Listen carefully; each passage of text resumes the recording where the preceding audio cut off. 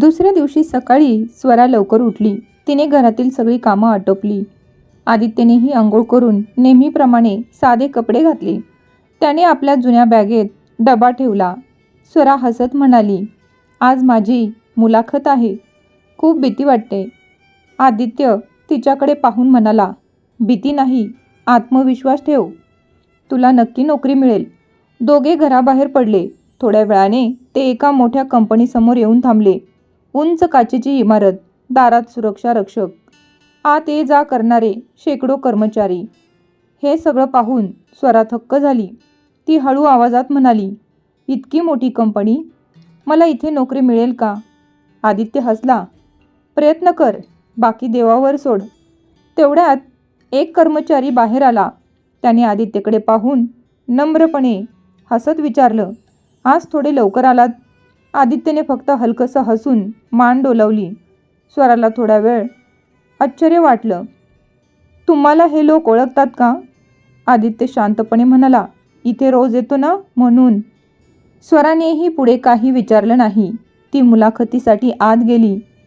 आदित्य मात्र बाहेरच्या बागेत एका बाकावर जाऊन बसला. सुमारे अर्ध्या तासाने स्वरा आनंदाने धावत बाहेर आली. तिच्या चेहऱ्यावर आनंद ओसंडून वाहत होता. आदित्य, अहो मला नोकरी मिळाली. आदित्यच्या चेहऱ्यावरही समाधान उमटलं. मला माहिती होतं तू हे नक्की करू शकशील. स्वरा आनंदाने म्हणाली, उद्यापासून माझा पहिला दिवस आहे. दोघे घरी परतले. त्या रात्री दोघांनी मिळून साधं जेवण बनवलं. खूप दिवसांनी स्वराच्या चेहऱ्यावर खरं हास्य दिसत होतं. ती म्हणाली, आपण दोघे मिळून मेहनत केली तर आपलं आयुष्य नक्की बदलेल. आदित्य तिच्याकडे पाहत मनातच म्हणाला, एक दिवस तुला सगळं सत्य नक्की कळेल, पण योग्य वेळ आल्यावर. दुसऱ्या दिवशी सकाळी दोघे पुन्हा कंपनीत पोहोचले. स्वराला मानव संसाधन विभागात HR नेमण्यात आलं होतं. तिची ओळख नवीन कर्मचाऱ्यांशी करून देण्यात आली. तिला तिचं ओळखपत्र, डेस्क आणि काम समजावून सांगितलं. आदित्य मात्र दुसऱ्या दिशेने निघून गेला. स्वराने मागे वळून पाहिलं आणि तिच्या लक्षात आलं, कंपनीतील काही वरिष्ठ अधिकारी आदित्यला पाहताच आदराने उभे राहिले. आदित्यने त्यांना फक्त नजरेने शांत राहण्याचा इशारा केला. हे दृश्य स्वराच्या नजरेतून सुटलं नाही. एक साधा कर्मचारी पाहून वरिष्ठ अधिकारी उभे का राहिले असा प्रश्न तिच्या मनात आला. संध्याकाळी दोघे एकत्र कंपनी बाहेर पडले. स्वरा हसत म्हणाली, आजचा दिवस माझ्यासाठी खूप खास होता. आदित्य हलकंसं हसला, ही तर फक्त सुरुवात आहे. दोघेही आपापल्या स्वप्नांना मनात जपून घरी निघाले. पण त्यांना माहीत नव्हतं, दूर कुठेतरी एक व्यक्ती त्यांच्यावर शांतपणे नजर ठेवून होती आणि योग्य वेळ येण्याची वाट पाहत होती. शहरात येऊन 1 आठवडा झाला होता. स्वरा आता कंपनीच्या कामात हळूहळू रुळू लागली होती. सकाळी दोघे एकत्र घरातून निघायचे, कंपनीच्या गेटपर्यंत एकत्र जायचे आणि आत गेल्यावर आपापल्या विभागात निघून जायचे. दिवसभर काम, संध्याकाळी पुन्हा दोघे एकत्र घरी. त्यांचं छोटंसं आयुष्य हळूहळू आनंदाने भरू लागलं होतं. एका दिवशी दुपारच्या जेवणाच्या सुट्टीत स्वरा एकटीच कॅन्टीनमध्ये बसली होती. तेवढ्यात तिची नवीन मैत्रीण पूजा तिच्याजवळ आली. मी बसू का? स्वरा हसत म्हणाली, हो नक्की. दोघी गप्पा मारू लागल्या. पूजाने सहज विचारलं, तुझे मिस्टरही याच कंपनीत आहेत ना? स्वरा हसत म्हणाली, हो, ते दुसऱ्या विभागात काम करतात. पूजा म्हणाली, खूप शांत स्वभाव आहे त्यांचा. मी आजपर्यंत त्यांना कोणाशी भांडताना किंवा मोठ्याने बोलताना पाहिलेलं नाही. स्वरा अभिमानाने हसली, हो, त्यांचा स्वभावच तसा आहे, एकदम शांत. संध्याकाळी काम संपलं. दोघे घरी निघाले. रस्त्यात स्वरा म्हणाली, आदित्य, आज पहिल्यांदाच मला वाटलं आपण खरंच नवरा बायकोसारखं आयुष्य जगायला लागलो आहोत. आदित्य तिच्याकडे पाहून हलकंसं हसला, आपण दोघं मेहनत करत राहिलो तर आपल्या आयुष्यात चांगले दिवस नक्की येतील. त्या रात्री दोघांनी मिळून साधा स्वयंपाक केला. जेवताना स्वरा म्हणाली, आज तर मला खूप दिवसांनी मनापासून आनंद झाला. आदित्य काहीच बोलला नाही, फक्त तिच्या चेहऱ्यावरचं हसू पाहत राहिला. त्याच्या मनात एकच विचार होता, हे हसू कायम असंच राहायला हवं. त्याचवेळी शहराच्या दुसऱ्या टोकाला एका मोठ्या बंगल्याच्या बाल्कनीत एक वृद्ध व्यक्ती शांतपणे उभी होती. त्यांच्या हातात आदित्यचा लहानपणीचा फोटो होता. त्यांनी आकाशाकडे पाहत हळू आवाजात म्हटलं, आदित्य, तुझी परीक्षा अजून संपलेली नाही, पण मला खात्री आहे तू प्रत्येक परीक्षेत यशस्वी होशील.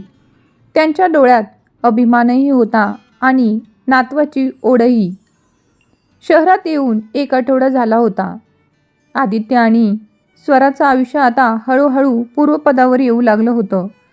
सकाळी दोघं एकत्र घरातून निघायचे, कंपनीत आपापलं काम करायचे आणि संध्याकाळी पुन्हा एकत्र त्या छोट्याशा भाड्याच्या खोलीत परतायचे. घर छोटं होतं, पण त्या घरात समाधान होतं. एका संध्याकाळी स्वरा स्वयंपाक करत होती. आदित्य भाज्या चिरत तिची मदत करत होता. स्वरा हसत म्हणाली, मी कधीच विचार केला नव्हता की आपण दोघं असं एकत्र स्वयंपाक करू. आदित्यही हलकासा हसला. मोठं सुख नेहमी मोठ्या घरातच मिळतं असं नसतं. कधीकधी छोट्या घरातही खूप मोठा आनंद लपलेला असतो. स्वरा त्याच्याकडे पाहत राहिली. पहिल्यांदाच तिला वाटलं, हा माणूस गरीब असला तरी मनाने खूप श्रीमंत आहे.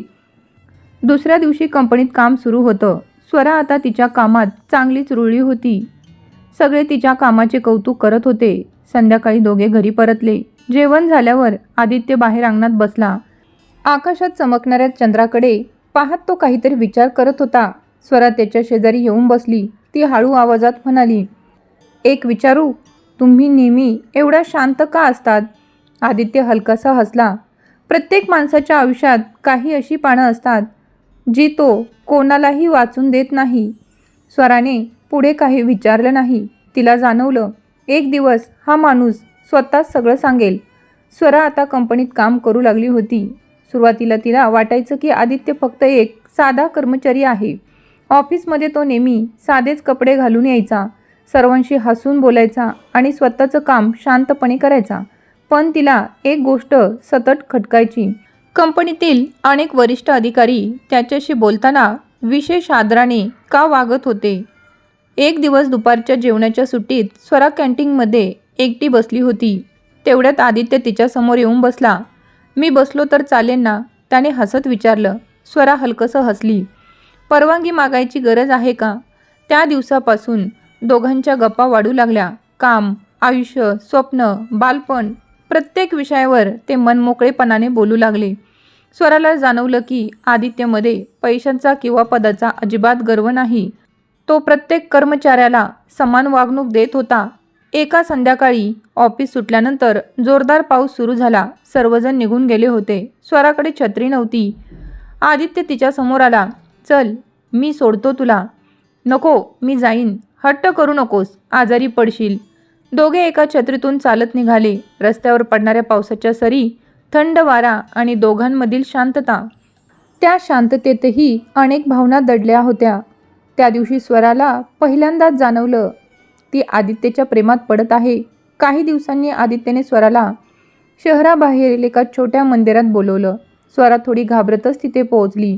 आदित्य तिच्याकडे पाहत म्हणाला, स्वरा, माझ्याकडे तुला देण्यासाठी महागड्या भेटवस्तू नाहीत, पण आयुष्यभर साथ देण्याची वचन आहे. स्वराच्या डोळ्यात पाणी आलं आणि स्वरा म्हणाली, आदित्य, मी देखील कळत नकळत हळूहळू तुझ्या प्रेमात पडले आहे. दोघांनी एकमेकांचा हात हातात घेतला. त्या मंदिरात देवासमोर त्यांनी आयुष्यभर एकत्र राहण्याची शपथ घेतली. रविवारची सकाळ होती. ऑफिसला सुट्टी असल्यामुळे आदित्यने स्वराला फोन केला. आज थोडा वेळ आहे का? स्वरा हसली. तुमच्यासाठी नेहमीच. मग तयार हो, आपण बाहेर जाऊ. अर्ध्या तासाने दोघे शहरातील एका सुंदर हॉटेलमध्ये पोहोचले. स्वराने आजूबाजूला पाहिलं. आदित्य, हे हॉटेल खूप महाग आहे. आपण इथे कशाला आलो? आदित्य हसला. कधी कधी स्वतःसाठीही जगायला हवं. दोघे बसून गप्पा मारत होते. तेवढ्यात मागून एका मुलीचा आवाज आला. स्वरा, अगं स्वरा. स्वराने मागे वळून पाहिलं. पूजा? कॉलेजमधील तिची जिवलग मैत्रीण समोर उभी होती. दोघींनी आनंदाने एकमेकींना मिठी मारली. किती वर्षांनी भेटत आहेस? पूजाने आदित्यकडे पाहिलं. हे कोण? स्वरा थोडी लाजत म्हणाली. हे माझे मिस्टर आहेत. पूजाने आदित्यला वर खाली पाहिलं. त्याचे साधे कपडे पाहून तिच्या चेहऱ्यावर हलकसं हसू आलं. ओ, छान. इतक्यात पूजाचा नवरा तेथे आला. त्याने महागडा सूट घातला होता. हातात लक्झरी घड्याळ आणि कारची चावी होती. पूजा अभिमानाने म्हणाली. हे माझे मिस्टर मोठे बिझनेसमॅन आहेत. तिने मुद्दाम स्वराकडे पाहत विचारलं. आणि तुझे मिस्टर काय करतात ग? स्वरा हसून म्हणाली. एका कंपनीत नोकरी करतात. पूजाच्या चेहऱ्यावर लगेच उपहास उमटला. अच्छा, म्हणजे साधी नोकरी. काही हरकत नाही. सगळ्यांचं नसीब सारखं नसतं. तिने स्वतःच्या नवऱ्याचा हात धरला. आम्ही पुढच्या महिन्यात दुबईला फिरायला चाललेलो आहोत आणि नवीन BMW ही बुक केली आहे. खरंच श्रीमंत असण्याची मजाच वेगळी असते. स्वराच्या चेहऱ्यावरील हसू हळूहळू नाहीसं झालं. तिला स्वतःसाठी काही वाटलं नाही, पण आदित्यचा अपमान झाल्यासारखं तिला वाटलं. ती काही बोलणार इतक्यात आदित्यने तिच्या हातावर हलकासा हात ठेवला. त्याच्या नजरेत एकच संदेश होता, शांत रहा. पूजा आणि तिचा नवरा तेथून निघून गेले. काही क्षण दोघेही शांत बसले. स्वराने हळू आवाजात विचारलं, तुम्हाला वाईट वाटलं ना? आदित्य हलकासा हसला. लोकांकडे पैसा असला की ते स्वतःला मोठे समजतात, पण माणसाची श्रीमंती बँक बॅलन्सवर नाही, तर त्यांच्या मनावर मोजली जाते. स्वराच्या डोळ्यात पाणी आलं. माझ्यामुळे तुम्हाला हे सगळं ऐकावं लागलं. आदित्यने तिचा हात हातात घेतला. स्वरा, आजपासून तू स्वतःला कधीही गरीब समजायचं नाही, कारण माझ्यासाठी तू या जगातील सर्वात श्रीमंत मुलगी आहेस. का? स्वराने विचारलं. आदित्य हसत म्हणाला, कारण तुझ्याकडे असं मन आहे जे लाखो रुपयांनीही विकत मिळत नाही. स्वरा भावूक झाली. तिने पहिल्यांदाच सर्वांसमोर आदित्यचा हात घट्ट धरला. पण त्याचवेळी हॉटेलच्या दुसऱ्या टेबलवर बसलेली एक व्यक्ती हे सगळं शांतपणे पाहत होती. हॉटेलमधून बाहेर पडताना स्वराच्या मनात पूजाचे शब्द सतत घुमत होते. तुझे मिस्टर फक्त एक साधे कर्मचारी आहेत. ती शांत होती. आदित्यला तिच्या चेहऱ्यावरचा बदल स्पष्ट दिसत होता. दोघे गाडीत बसले, पण बराच वेळ कोणाच्याही तोंडून एकही शब्द बाहेर पडला नाही. शेवटी आदित्यनेच शांतता तोडली. स्वरा, अजूनही पूजाच्या बोलण्याचा विचार करत आहेस ना? स्वराने हलकासा होकार दिला. मला माझ्यासाठी वाईट वाटत नाही आदित्य, पण तिने तुमचा अपमान केला हे मला सहन झालं नाही. आदित्य हसला. लोकांचं काम बोलणं असतं, आपलं काम आपल्या माणसांवर विश्वास ठेवणं. स्वराने त्याच्याकडे पाहिलं. तुम्ही इतके शांत कसे राहतात? कारण प्रत्येकाला उत्तर शब्दांनी द्यायचं नसतं. काही उत्तरं वेळ स्वतः देतो. स्वराच्या चेहऱ्यावर हलकंसं हसू उमटलं. दुसऱ्या दिवशी सकाळी शहराच्या दुसऱ्या टोकाला असलेल्या एका आलिशान बंगल्यात एक वृद्ध व्यक्ती त्यांच्या हॉलमध्ये बसले होते. टेबलवर आदित्यचा फोटो ठेवलेला होता. त्याच वेळी काल हॉटेलमध्ये बसलेल्या त्या माणसाचा फोन आला. साहेब, काल आदित्य सर आणि त्यांची पत्नी आपल्या हॉटेलमध्ये आले होते. वृद्ध व्यक्तीच्या चेहऱ्यावर हलकंसं स्मित उमटलं. पत्नी? ते स्वतःशीच फुटफुटले, कारण त्यांना हे आधीपासूनच माहीत होतं की आदित्यने लग्न केलं आहे. आदित्यच्या प्रत्येक हालचालीवरती त्यांचं पूर्वीपासूनच लक्ष होतं. त्यामुळे आदित्यचं लग्न कोणत्या आणि कशा परिस्थितीमध्ये झालं होतं हे त्यांना पूर्णपणे माहीत होतं. पण त्यांनी कधीही आदित्यला थांबवलं नव्हतं. फोनवरील व्यक्ती पुन्हा म्हणाला, साहेब, तुम्ही सांगितल्याप्रमाणे आम्ही त्यांच्यावर लक्ष ठेवून आहोत. दोघेही आनंदात आहेत. हे ऐकून वृद्धाच्या डोळ्यात समाधान उमटलं. आनंदात असतील तर चांगलंच आहे. फोन ठेवताच त्यांची नजर खिडकीबाहेर गेली आणि त्यांच्या डोळ्यासमोर काही वर्षापूर्वींचा प्रसंग तरळून गेला. आदित्य लहान असताना त्याच्या बाबतीत एक अशी घटना घडली होती की त्यामुळे वृद्ध आजोबांना एक कठीण निर्णय घ्यावा लागला होता. पण त्या निर्णयामुळे आदित्यचं जीवन पूर्णपणे बदलून गेलं होतं. वृद्ध व्यक्ती हळू आवाजात म्हणाले, आदित्य, तुला जगातील गरिबी, दुःख आणि संघर्ष समजावा म्हणून मी तुला हा मार्ग निवडायला सांगितला. कारण पैसा मिळवणं सोपं असतं, पण माणूस बनणं कठीण असतं. आणि आता तुझा हा संघर्ष आणि तुझी ही परीक्षा संपत आली आहे बेटा. पुढच्या क्षणी दरवाजा उघडला. एक माणूस घाईघाईने आत आला. साहेब, एक महत्त्वाची बातमी आहे. रणजित देशमुख नावाचा माणूस आदित्य साहेबांची चौकशी करत आहे. वृद्ध व्यक्तीच्या चेहऱ्यावरचे भाव क्षणात बदलले. काय म्हणालास? रणजित? त्यांनी खुर्चीच्या हातावरची पकड घट्ट केली, कारण त्यांना जाणवलं आदित्यची परीक्षा अजून संपलेली नव्हती आणि आता कोणीतरी त्याच्या आयुष्यात पुन्हा वादळ आणण्यासाठी पुढे सरकत होतं. दुसऱ्या दिवशी ऑफिसमध्ये स्वरा आपल्या कामात व्यस्त होती. तेवढ्यात रिसेप्शनवरून फोन आला. मॅडम, तुमच्यासाठी एक पार्सल आलं आहे. माझ्यासाठी? ती खाली आली. तिथे एक सुंदर गिफ्ट बॉक्स ठेवलेला होता. त्यावर फक्त एक छोटी चिठ्ठी होती. ज्याला स्वतःची किंमत माहीत असते त्याला दुसऱ्यांच्या श्रीमंतीची गरज नसते. तुझाच. पुढे नाव नव्हतं, पण हस्ताक्षर पाहताच स्वराच्या चेहऱ्यावर हसू उमटलं. तिने बॉक्स उघडला. आत एक साधा पण अतिशय सुंदर ड्रेस होता. खूप महागडाही नव्हता, पण खूप प्रेमाने निवडलेला असल्याचं स्पष्ट जाणवत होतं. तिच्या डोळ्यात नकळत पाणी आलं. सायंकाळी ऑफिस सुटल्यानंतर स्वरा तोच ड्रेस घालून आदित्यला भेटायला आली. तिला पाहताच आदित्य काही क्षण तिच्याकडे पाहतच राहिला. काय झालं? स्वरा हसत म्हणाली. मी एवढी विचित्र दिसतेय का? आदित्य हळूच म्हणाला. नाही, आज तर तू आधीपेक्षाही जास्त सुंदर दिसतेस. स्वरा लाजून खाली पाहू लागली. धन्यवाद. ड्रेससाठी नाही, माझा आत्मविश्वास परत दिल्याबद्दल. आदित्य तिच्याकडे पाहून फक्त हसला. रणजित देशमुख आपल्या ऑफिसमध्ये बसला होता. समोर विक्रमचा फोटो ठेवलेला होता. कितीही दिवस गेले तरी भावाच्या मृत्यूची जखम अजूनही ताजी होती. तेवढ्यात त्यांचा एक माणूस आत आला. साहेब, तुम्ही सांगितलेली माहिती मिळाली आहे. रणजितने लगेच त्याच्याकडे पाहिलं. बोल. तो माणूस म्हणाला. स्वरा आणि तिचा नवरा शहरातच राहतात. दोघेही एका कंपनीत नोकरी करतात. आणि तो थोडा थांबला. दोघांचा संसार खूप आनंदात चाललेला आहे. हे ऐकताच रणजितच्या हातातील ग्लास खाली पडला. त्याच्या डोळ्यात राग भरला. काय म्हणालास? आनंदात? तो खुर्चीतून उठला. त्याच्या डोळ्यासमोर तो दिवस उभा राहिला ज्या दिवशी त्याने स्वराचं लग्न आदित्यसोबत लावून दिलं होतं. त्याला खात्री होती एक भिकारी आणि एक सुशिक्षित मुलगी हे नातं फार काळ टिकणार नाही. स्वरा आयुष्यभर दुःख भोगेल आणि तेच त्याचा सूड पूर्ण करेल. पण घडलं अगदी उलट होतं. रणजित रागाने म्हणाला. मी तिचं आयुष्य उद्ध्वस्त करायचं ठरवलं होतं, पण ती तर आनंदात आहे. त्याचा माणूस घाबरत म्हणाला. साहेब, अजून एक गोष्ट आहे. तो आदित्य साधा माणूस वाटत नाही. रणजितने भुवया उंचवल्या. म्हणजे? आम्ही त्याच्यावर लक्ष ठेवत होतो. कंपनीत काही वरिष्ठ लोक त्याच्याशी खूप आदराने बोलतात. सामान्य कर्मचाऱ्याला असा मान मिळत नाही.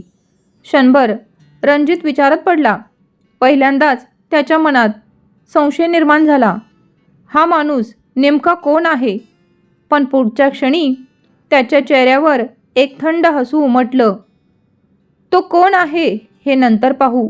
आधी त्यांचा आनंद संपू. तो टेबलजवळ गेला आणि एका फाईलमधून एक फोटो बाहेर काढला. तो फोटो स्वराचा होता. रणजित हळू आवाजात म्हणाला.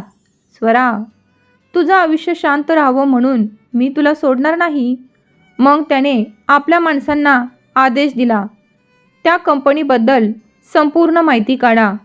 तिथे कोण काम करतं, कोणाकोणाच्या जवळ आहे, सगळं मला पाहिजे. आणि लक्षात ठेवा, मी त्यांना थेट मारणार नाही. मी त्यांच्या नात्यावर वार करणार आहे. हे शब्द ऐकून त्याची माणसंही थरारली. कारण त्यांना माहीत होतं रणजित जेव्हा शांतपणे योजना आखतो तेव्हा समोरच्याचं आयुष्य उद्ध्वस्त झाल्याशिवाय राहत नाही. दुसरीकडे त्या रात्री स्वरा आणि आदित्य त्यांच्या छोट्याशा खोलीत बसून जेवत होते. दोघेही हसत होते. भविष्यातील स्वप्नांबद्दल बोलत होते. त्यांना कल्पनाही नव्हती की त्यांचं हे छोटंसं सुख कोणाच्या तरी डोळ्यात खुपत होतं आणि त्यांच्या आयुष्यातील पुढचं वादळ आता हळूहळू जवळ येत होतं. काय होईल आता पुढे? रणजित खेळणार का पुन्हा एक नवीन डाव? आदित्य आणि वृद्ध व्यक्ती यांचा संबंध तरी काय आहे? आणि आदित्य नेमका कोण आहे हे सर्व जाणून घेऊयात पुढील भागांमध्ये. जर ही कथा तुम्हाला आवडली असेल तर व्हिडिओला लाईक करा, शेअर करा आणि अशाच हृदयस्पर्शी मराठी कथा ऐकण्यासाठी आत्ताच आपल्या स्वामिनी कथालोक या यूट्यूब चॅनलला सबस्क्राईब नक्की करा. धन्यवाद.